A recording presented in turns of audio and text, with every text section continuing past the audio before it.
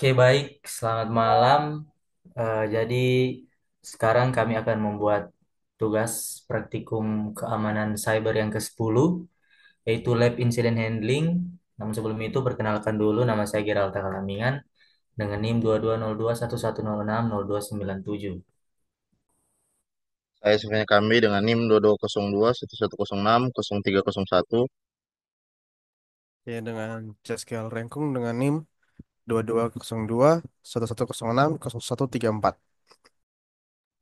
Oke, jadi sekarang langsung masuk saja ya. Di sini ada objektif. Nah, jadi objektif dari lab incident handling ini yaitu menerapkan pengetahuan ya, orang pengetahuan tentang prosedur penanganan insiden keamanan untuk merumuskan pertanyaan tentang skenario-skenario insiden yang ada di bawah. Ada dua skenario.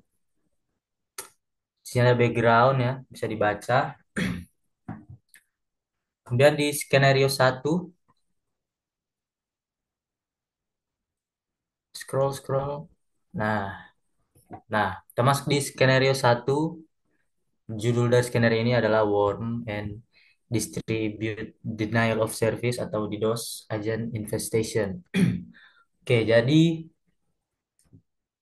isi dari skenario ya. Isi dari skenario ini adalah tentang sebuah perusahaan investasi kecil milik keluarga. Nah, organisasi ini itu hanya memiliki satu lokasi dan kurang dari 100 karyawan. Pada hari Selasa pagi, sebuah worm baru dilepaskan. Nah, worm ini menyebar melalui media yang dapat dipindahkan dan dapat menyalin dirinya sendiri untuk membuka share Windows. Nah, ketika worm menginfeksi sebuah host, ia memasang agen DDoS. Beberapa jam setelah worm mulai menyebar, sebelum tanda tangan antivirus tersedia, nah organisasi ini telah mengalami infeksi yang meluas. Kemudian perusahaan investasi tersebut telah menyewa tim kecil ahli keamanan yang sering menggunakan model em, diamond model ya, diamond model of security incident handling. Nah, kemudian di bawah ini ada pertanyaan-pertanyaan untuk menghandle skenario satu ini yang akan dibacakan oleh Stefania Kambe. Silakan. Baik, di bagian handle ini ada beberapa pertanyaan. Yang pertama yaitu di bagian preparation, yaitu apakah ada kebijakan penggunaan USB dan media eksternal, lalu apakah sistem antivirus selalu diperbarui secara otomatis, apakah sudah ada pelatihan untuk staf mengenai malware. Lalu di bagian detection and analysis, kapan dan bagaimana worm pertama kali terdeteksi, sistem mana saja yang terinfeksi, dan apakah ada pola penyebaran yang dapat diidentifikasi. Lalu di bagian containment, eradication, dan recovery itu bagaimana cara isolasi sistem yang terinfeksi, lalu apakah backup tersedia dan aman, apakah apa langkah untuk menghapus worm dan DDoS agent. Di bagian terakhir yaitu post incident activity, itu apa penyebab utama insiden ini, apakah kebijakan keamanan perlu direvisi, dan yang terakhir, apakah dilakukan pelatihan ulang kepada staf? Oke, jadi sekarang orang masuk di skenario kedua, yaitu unauthorized access to payroll records. Oke, jadi isi dari skenario kedua ini adalah tentang sebuah rumah sakit menengah dengan beberapa kantor satelit dan layanan medis. Nah, organisasi ini memiliki lusinan lokasi yang memperkerjakan lebih dari 5.000 employees ya, 5.000 karyawan.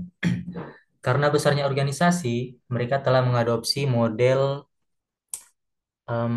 mengadopsi model CSIRC